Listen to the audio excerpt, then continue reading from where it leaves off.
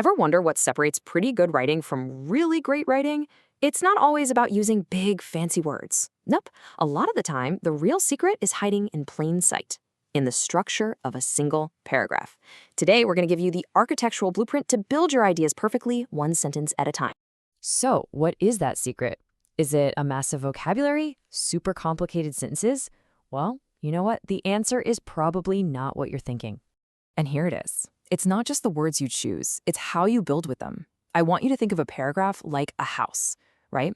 You need a solid foundation, you need strong walls, and you need a good roof to hold it all together. Without that structure, you just got a messy pile of bricks. So, here's our game plan. First, we're going to focus on building the body of the paragraph. Then we'll learn how to play detective and spot the imposter sentence that can mess everything up. After that, we'll talk about sticking the landing with a great conclusion. And finally, we'll put it all together to get your writing supercharged. Okay, first things first. Every great structure starts with a solid framework. And in a paragraph, that framework is made out of supporting sentences. This is where you really bring your main idea to life.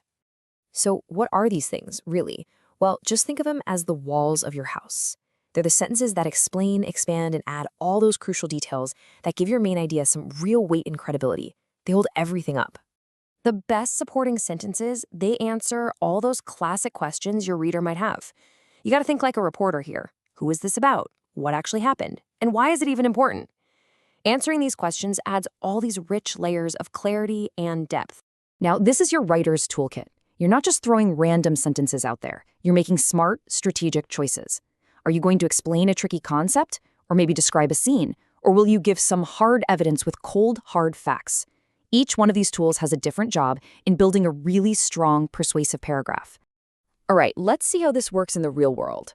Here's our topic sentence. This is our foundation. The main idea is crystal clear. Washington, D.C. is one of the best cities to visit on the East Coast. That sentence sets a really clear expectation for the reader. Okay, so if you were reading this, what would you immediately want to know next? You'd probably want to know why, right? Why does this writer think DC is so great?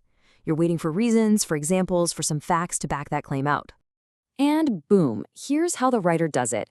Just look at how each sentence adds a new layer.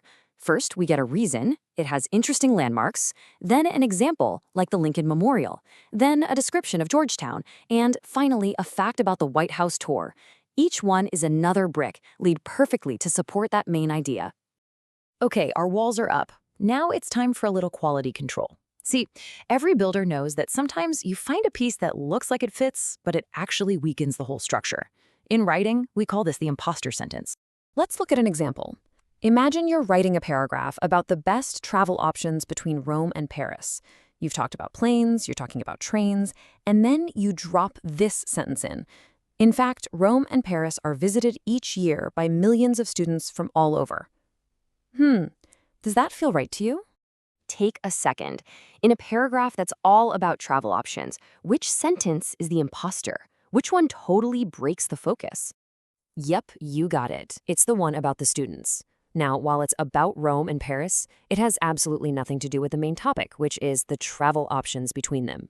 The second you take it out, the paragraph becomes so much stronger and way more focused. All right, foundation's laid, the walls are built and inspected. What's missing? The roof. Every solid paragraph needs a great concluding sentence to wrap things up and let the reader know, hey, we're done with this idea. But a conclusion is so much more than just saying the end. It's a real power move. And you've got options.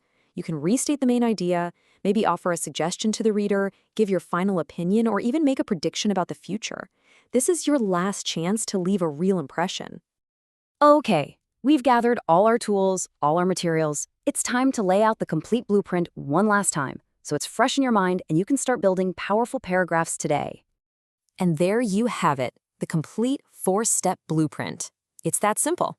1. Lay your foundation with a clear topic sentence. 2. Build up the body with strong support. 3. Inspect your work and kick out any imposters. And 4. Put the roof on with a powerful conclusion. See, when you start to think like an architect instead of just a writer, you can build arguments that are clear, they're logical, and they're incredibly persuasive.